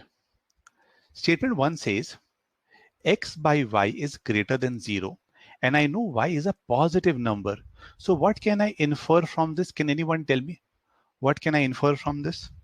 If x by y is greater than 0 and y is a positive number, what can I infer about x? Arindam, what we are trying to find out is whether x to the power 4 is the greatest value and x to the power x by 5 is the smallest value or not. No, I'm not trying to find whether the range is positive or not. Range simply means a difference of two numbers. That's what I'm trying to tell you. If you have 5 numbers, you just subtract the highest minus the smallest. So when they ask me, is the range this? They're basically asking me, is x to the power 4 the highest?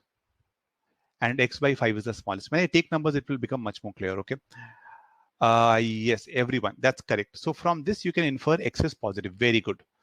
But x is positive. What does that mean? Now, if you look at your range, let me draw the number line. This is where things become interesting. You could fall in region 1 or you could fall in region 2. So how do you take a call? Now, if you remember the values, you might be able to come up with the answer. But let's just say you're not sure. Don't worry about it. Just take one value very quickly. Take 2, take 1 by 2. Okay. And check what's happening. Let's take region 1, x equal to 2. If x is equal to 2, I get, let me remove this, my bad. I get 16, 8, 2, 2 by 4 is 1 by 2, which is 0.5, and 2 by 5 is 0.4. Okay. Now, what is the range of this number? Can anyone tell me what is the range in this case? Which is the greatest value in this case? 16. Which is the smallest value in this case? 0.4. So I can say now the range in this case is going to be x to the power 4 minus x by 5. I can say. So I'm getting a yes for region 1. But what about region 2? 1 upon 16, okay, 0.0625, okay, 1 upon 8, 1 upon 2, 1 upon 8 again, and I'm doing it very quickly, but I have this just to let you know. And 1 by 2 times 1 by 5 is 1 by 10. Now, if you're good with fractions, you would know the smaller the denominator, the higher the value. So in this case, the highest value is this, and the smallest value is this. So notice when x lies here in region 2, the range is x minus x to the power 4. So the question is the range this?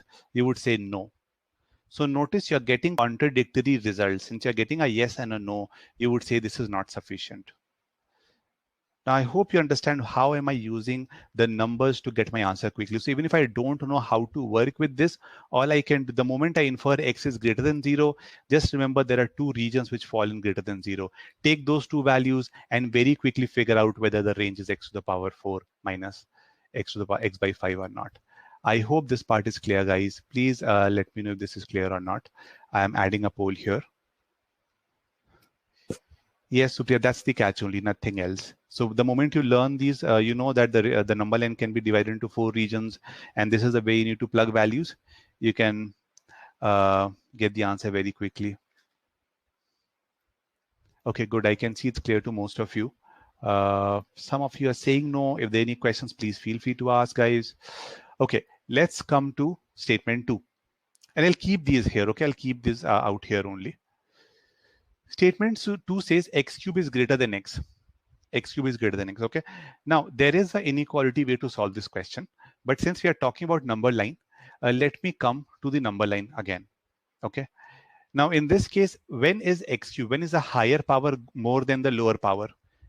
I have taught you this just now. When is the higher power more than the lower power?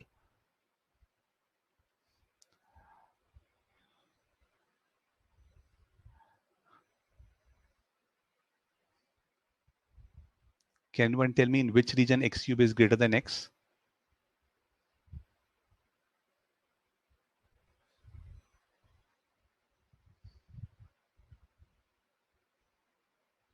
We just did it now in R1, right? So R1 is one region. Okay, this is one of the region. But x cube is greater than x also works in, guys, notice carefully. So those who are saying region 2, notice x cube is greater than x here. Where's my pen? Just one sec. Yeah, x cube is greater than x here.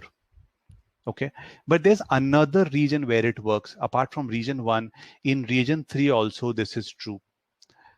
Again, if I look at region 2, region 3, let's take a value of minus 1 by 2 again, okay? And I'm just doing x cube and x to the power x. X cube is going to be minus 1 by 8. X is going to be minus 1 upon 2, okay? Now, the minus 1 by 8 would be closer to 0, so that value would be more. X cube would be more. So in this region also, in region 3, the odd powers x cube is always greater than the even power. So in this case, I can say x to the power 3, x to the power 5 is greater than x to the power 3 is greater than x to the power 1. So here also, higher the odd power, greater is the value. Is this part clear? I know I've discussed it very briefly, but this is discussed in detail in the experiment video lesson, guys. If you're interested in knowing more about all the 4 regions, but understand the crux. The main thing which I want you to understand is that you need to check in all these 4 regions. If you go through it once on your own time, you'll understand that you can learn the pattern once and you don't have to solve it again. Like for me, it's very intuitive now. The moment I see x cube is greater than x, I simply infer that they are talking about region 1 and region 3. Okay. So see, region 1 I've already done. Region 1 I've already done. In region 1, I already know that x to the power, this is whole. This is a yes. Region 3 is a region where the value could be minus 1 by 2. So what I'm going to do is I'm going to find this again. This would be 1 upon 16. Okay. Minus 1 upon 8. Minus 1 upon 2. Minus 1 upon 8. Minus 1 upon 10. Now in this case, which is the greatest value? X to the power 4. Which is the because this is positive. Now, which is the smallest value? The smallest value would be, you can take either of these, doesn't matter. Okay, so you can take x cube also, or both of them have the same value. So let's take x cube for a moment. So notice you are getting a no here. My bad. This is minus 0.5, right? So the minus point, so this would be x, my bad guys, x to the power 4 minus x. So you can find it in decimal also if you want more clarity. Minus 0.5 minus 0.1. So on the number line, minus 0.5 would be further from 0. So x to the power 4 minus x.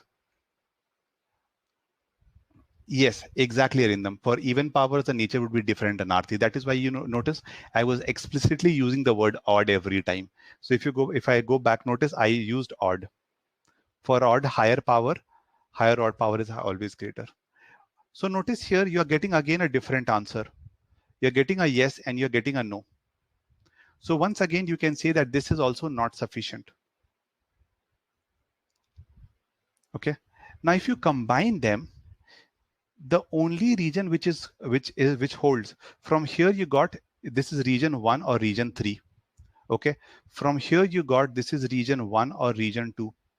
Now, if you combine both these statements, the only region that is common in both of them, which satisfies both of them, is R1. So I can say that this statement, that after combining them, this statement is sufficient because I know that in R1, x to the power 4 minus x by 5 is the range, this case. So the correct answer in this case is going to be option C. Now, this is one of the toughest questions, I would say. The crux here, once again, is knowing that in algebraic based, power based questions, if you are not being able to apply quadratic inequalities per se to solve the question, then you can take the help of the region to solve the question. The only task that you would have is to identify which region we are talking about. So in case of statement 1, I was able to identify that I'm talking about region 1 and 2. And in case of statement 2, I was able to identify that I was talking about region 1 and 3. Please let me know if this is clear or not. Hey, Anubhav, if you're finding the questions easy, that's totally fine. But I'm sure there are a lot of people who are getting something out of it. Moira, I think when you say losing you, are you talking about my audio? Because I think my audio is fine.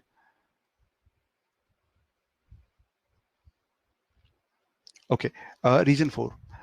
Very quickly, I'll come to region 4. Region 4, again, Nilima, keep in mind that you can, region 4 and region 2 have a similar pattern. Okay, let's take x equal to -2. Okay, if I take x equal to -2, let's take this two case only, x cube and x, okay, -8 and -2. Okay, and notice in this case, x to the power 1, -2 is greater than -8. -2 is here, -8 is farther away from the origin. So if you notice carefully, you can clearly say that this is following the same pattern as this one, the one that I had written here. Notice here x to the power 1 was greater than x cube, right? Notice in region 4 also x to the power 1 is greater than x cube. Okay, Moira, I think the audio at my end is fine. You may want to try and re-log in again if you want to, but I don't think there's an issue at my end. Okay, that's totally fine. That's totally fine. Anisha, the options are not visible because there's nothing there in the options, just A, B, C, D. These are the options. These are standard data sufficiency options, by the way, so we don't usually put it in our future slides. Okay, so I hope this is clear, guys. There's just one last question which I want to do. And once again, if you're interested in knowing about all the 4 regions elaborately, what happens in each one of them, we have discussed this elaborately in the exponents video lesson 2. So the point that I'm making here is that the course that we have designed is exhaustive. Any trap you talk about, any concept that you talk about, it has been very elaborately covered. And even the crash course, whatever hasn't been there in the course is covered during the crash course. So Priya, this is, I won't say 700 plus. Yes, it would fall at a 650 to 700 level only. You might find these difficult because you haven't done these concepts yet. Okay, once you've gone through the concepts, believe me, you would find these very easy to solve. Okay, Anubhav, there's nothing different between 3 and 4. Whenever we talk about region 3 and 4, we have to think differently in terms of odd and even powers, because the moment we involve even powers, then the even powers are positive, so the nature would change. That's the only thing that we need to be careful about, nothing else. Otherwise, the pattern that is followed is almost the same. Okay, guys, one last question, very important question, where we talk about, why not to put numbers randomly. That's the only thing that was left to be covered. So let's do this quickly. And I'll again give you 2 minutes to solve this question.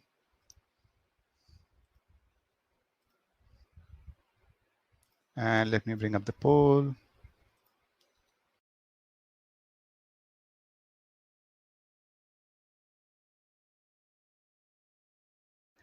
Guys, one small hint, especially those of you who are marking 0 as the answer, please read the question carefully. It says n is not divisible by 5. If n is not divisible by 5, then the remainder can never be 0. Just wanted to let you know that. So those of you who have marked A as the answer, think a bit more. There's still a minute left. So at least 0 won't be your answer that you can be sure of.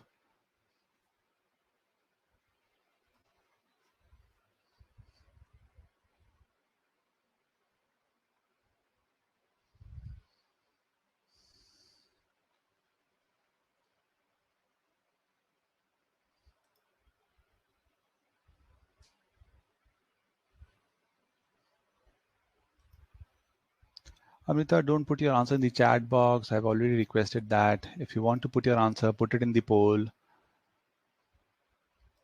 If you want to put it in the chat, you can send me a private chat. That's totally okay.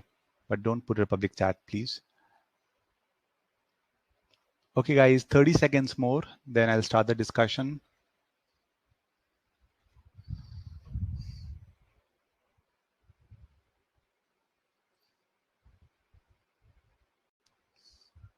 Okay, thanks for posting your responses, guys.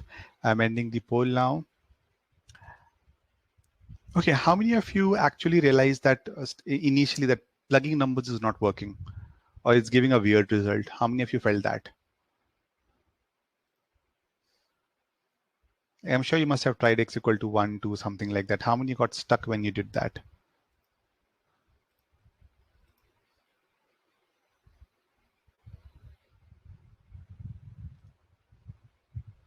Okay, Hishma says yes. A lot of you marked for E as the answer, which I think is the correct answer, but again, we'll discuss it. Me, okay. Okay, those of you did not fell for it, that's good.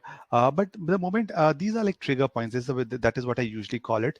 The moment you feel that, hey, plugging numbers n equal to 1, 2, not working, what should I do? You should pause, okay? And you should, try and look at the expression. And these are again standard expression. You'd see in GMAT expressions like this, a square plus 2a, or big expressions like this, where you have x square minus 3x whole square plus 2 something. What I'm trying to say is that there's something which is always common between the two terms that are given to you. Okay. Okay. So whenever you see something like this, you should be able to take that particular thing in common. Okay, so in this case, the moment you put 1 or 2 not working, you should say, okay, let me take x square minus 3x common, and let's see what am I left with. Now, if I take x square minus 3x common from this, I'll be left with 1x square minus 3x. And if I take x square minus 3x common from this, I'll be left with a plus 2. Okay, so I hope this part is clear. So I'm taking 1x square minus 3x common from here. Now, from these two terms, notice I can take x common, and I can write it as x times x minus 3. Okay, and this is a quadratic equation which can be simplified and written as, I'll pause here. Please let me know if there are any questions at this point of time. I solved the quadratic in one shot. If any of you are wondering what I did, this is what I did. I split 3x into 2 parts. Okay, then once again, these are there in quadratic video lessons, by the way. So once you go through it, you'll realize that it's easy to break these down. Okay, so please let me know if this is clear. Okay, I can see it's clear to everyone, which is good. So whenever you get the terms, make sure that you arrange them. Okay, so notice x minus 3 is the smallest. X minus 2 would come here, x minus 1, and then x. And you can even visualize it on the number line. This would be x, this would be x minus 1, this would be x minus 2, this would be x minus 3. So notice these are 4 consecutive numbers, right? There are 4 consecutive numbers. And if you put the value of, 1 or 2 or 3 or 0, then n would become 0. Okay. Are you getting my point? If you put x equal to 0, 1, 2, 3, then n becomes 0. And if n becomes 0, then n would be divisible by 5. But the question clearly states that n is not divisible by 5. So the inference after simplifying is that you should say that I cannot put x equal to 1, 2, 3. If I put x equal to 1, 2, 3, I'll get n equal to 0, and that's not valid. And I hope you understand the beauty of the simplification, because this tells me that, okay, let me start off with a value of x equal to 4. Now, if you put 4, 4 minus 3 would give you 1, 4 minus 2 would give you 2, 4 minus 1 would give you 3, and x obviously is 4. So the n comes out to be 24. And 24, when divided by 5, gives the remainder as 4. Mark 4 as your answer. Move on. Okay, what's the learning of this question? I'll again reiterate it very slowly. Number 1, if you plug 1 or 2 values and you see you're getting contradictory results. So you can, in this question also, you can start with plugging values. I'm not saying don't start. But the moment you are not reaching anywhere after doing 1 or 2 values, you should pause, take a step back, and check whether the expression that is given to you can be simplified or not. Okay, if it can be simplified, simplify it. And believe me, after simplification, you would be able to make certain inferences about what values you can put. Okay, like after writing this, we were able to infer 0, 1, 2, 3 would not work. So we started with x equal to 4. So these are some of the questions where direct plugging in values would not work at all. And this is how you would be able to identify when to stop and when to simplify. If this is perfectly clear, please mark yes.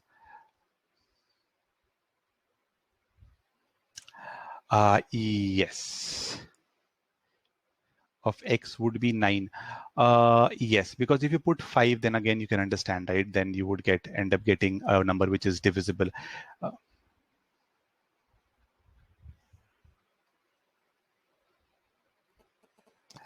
Mayura, unfortunately, people ask me for these, but there are, no most common best number kind of a thing that exists. Okay, what usually works is, the number line thing, which I talked about, which is quite frequent. Putting values like 0, 1, 2, 3 are quite frequent. But if you want to really get good at plugging in numbers, then you have to segregate it the way I've segregated it. Whenever you see a number line question, by the way, I'm consolidating our learning now, by the way. So whenever you see a number line question, you should know that you have to use, the number line values to solve the question 0, 1. You can look at the 4 regions to find the answer. Whenever you see a percentage question, you should be able to identify, you can plug in values to solve the question. Whenever you see conceptual based topics like time and work, primes, where there's a possibility of plugging values, you should use that. So if you try and segregate it methodically in this way, you'll realize that you'll be able to solve questions correctly and very easily. Okay, but if you want to look for a generic thing, then believe me, there no such thing exists like that. Okay. Oh, okay. Ezra, I actually did not read. I was about to read that, but okay. So guys, I'm ending the session. I'm again ending by announcing this, that if you have liked this session and if you're preparing for GMAT, if you want, to solve such questions, but in depth for each and every topic, I would highly recommend looking at our crash course, which is starting on the 5th of June. And as I told you, these are very small batches. So we fill in very quickly also. So once we hit a certain number, we won't be taking any more students at all. So if you're interested in this, I've already shared the crash course link. I'm sharing it one more time. If you're interested, you can look at the crash course. In the meantime, if you have any more questions, feel free to ask. I am again sharing the link out here, guys, and the Calendly link too. As I told you, the session that the Calendly link or this call is free. So if you want to talk to us about anything, feel free to book the call with us. Okay. You're welcome, guys. I'm really happy to see that all of you, like this session. I hope this was really helpful to all of you and you'll be able to apply this in the question. By the way, for those of you who asked me in the starting, how do we save time?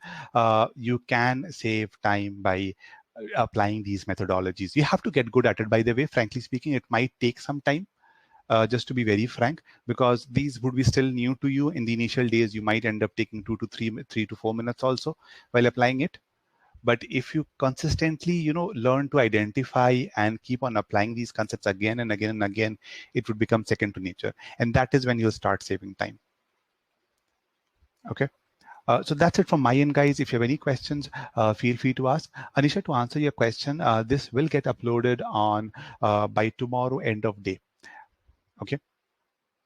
It usually takes some time for us to, edit the recording a bit here and there, and then finally upload it. So you should have it tomorrow, and we'll mail it to you also. Since you've registered for the session, we mail the recording also. So don't worry about it. Once we are done, we'll share it with you. I have another, 5 to 7 minutes with me. So if there's any other question that you want to ask, feel free to ask. I'll be more than happy to answer. And these questions could be related to anything: GMAT prep, quant prep, and GMAT Viz in general. Also, if you want to know anything about it, I'll be more than happy to take up any questions. And you're welcome, everyone. I'm happy that you have liked this session. I hope people will stop hating maths from now. Believe me, GMAT quant is not that tough once you understand, all the different kind of patterns. It is definitely an easy exam to crack. All you need is a structured approach. That's the only request I would have. Make up a perfect plan to prepare. Supriya, again, 2 months, you need to give me more details. 2 months, how much time would you be willing to put per week? Would you be able to put in 20 hours? If yes, 20 to 15 hours per week. If yes, then 38 to 45 you can reach very easily. And there are a few assumptions that I'm making here, by the way. Like assumptions like the resources that you're using are foolproof, they are good to use. If you're using the right resources, 2 months, 15 hours per week, 38 to 45, you can reach very easily. Richa, if you want to look at free resources, you can still look at our YouTube channel. Okay, we have about a lot of free sessions that we have taken on most of the tips and tricks that have happened, but they are scattered. Okay, and they are not even complete. When I say complete, you can understand free resources. You cannot never expect them to be consolidated in one place. Never happens like that. I'll be very frank here. But if you're willing to put in a lot of effort and go through all the webinars, and I'm not just talking about GMAT-Wiz webinars, I'm talking about any webinar, any test prep company webinars that you look at. Okay, you would have to go through their webinar recording one by one to go. But our YouTube channel also has about, I would say, 15 to 20 webinars that you can go through for all the tips and tricks. I'm glad to hear that, Nitsa, that you find this more bearable and understand. I'm really happy to hear that. Anisha, again, I think I mentioned in the starting, if you're preparing for the first time, the most important thing is, to first of all chalk out a very structured plan of action. Okay, I would recommend by starting by taking a mock or a sectional test to figure out your ability at this point of time. What are your strengths? What are your weaknesses? Talk maybe an expert to figure out which section do you need to start off with and how much time you're willing to put in. That is the most important thing that you should do. The reason I'm saying this is because I have seen people start off with official guide. They start a prep and start doing official guide, which is like a very wrong approach. Okay, so one important tip is to make a very personalized structure plan for yourself before starting off, and then after that, obviously, once you start doing it, you will come across various problems, and you have to tackle them one by one. Moira, paper is not a problem. Okay, don't worry about it. You can get as many papers as you want in the exam, in the session. The only thing which I would request is when you're scribbling, make it neat and clean. Like when I solve questions on paper, especially in the exam, I make sure all my data, like the time and work question, the way I made table. Remember, if I go back once, the way I've shown you here is not just to explain it to you. By the way, this is the way I write also in the exam. Okay, why am I not being able to go any further? Just one sec. So, but I hope you get the point that I'm trying to make, that you can easily. Something weird is happening. I'm not sure what is happening, but I hope you get the point. You need to make neat and clean tables. If you're not doing this, if you're scribbling, then that's going to be a problem in the actual exam. So like this table, I'm using a pen here, so it's still a bit unclean, but I would make a table neat and clean, write all values very neatly, and solve the question so as to not to make a mistake. I would in fact write it this neatly, the way I've shown you here. So if you are scribbling, don't worry about the paper, worry about the neatness. Any other questions, anyone? By the way, one of the common mistakes, Moira, of making mistakes is, scribbling a lot. So just letting you know. When I say scribble, I mean, scratching and everything. So you're writing X by 5. So when I'm taking tutoring sessions, I've seen people make this mistake. Write this, then scratch it, then write it, and then, forget multiplying it. These kind of things I've seen doing. So you need to kind of, learn to avoid these things.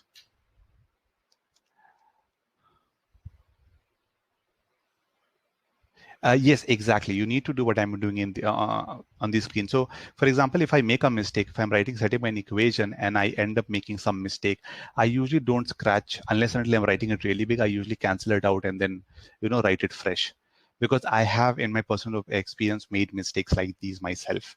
Okay, to be very frank. Oh, you write like me? Then there's not a problem. Then that's not a problem. As long as you're writing like me, it should be okay. So the point is, if you're making a mistake, scribble it and do it again, if you can. That's all.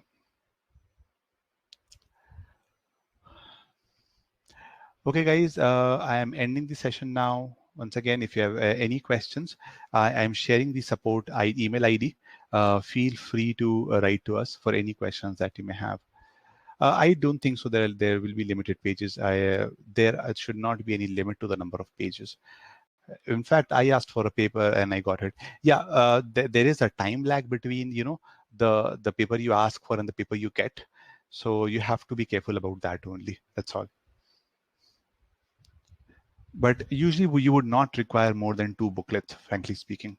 That's the maximum I think that you would need, not more than that. Okay, guys, I'm ending the session now. If you have any questions, feel free to write to us at this email ID. Okay, I'll just take one last question. Is the screen on the GMAT bigger as the one where you are working? I am not sure. What do you mean by screen? So it's like I would say it's usually a monitor kind of a thing. So you can understand it's not a typical desktop laptop kind of a screen. It's usually bigger than a laptop screen. If I hope that answers your query. I'm not sure if that is what you were asking.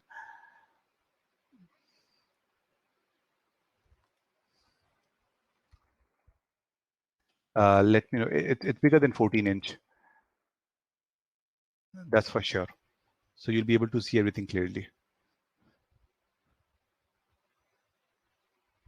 And is the quick question something else, and we can elaborate a bit. Okay, great. Okay, guys, all the best. And if you want to ask any questions, write to us, and we'll be more than happy to answer. Take care then, and have a good day, guys. Bye.